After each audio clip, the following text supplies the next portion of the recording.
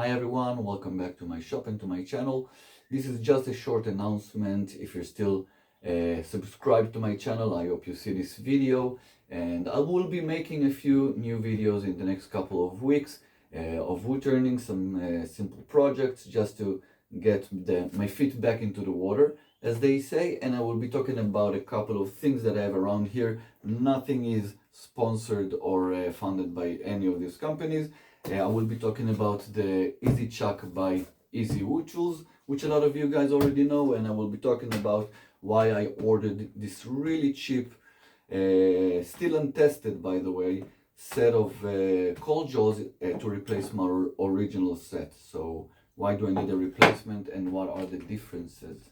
So keep tuned guys, come back to the channel, check it out every once in a while for the new content, and I will be seeing you around.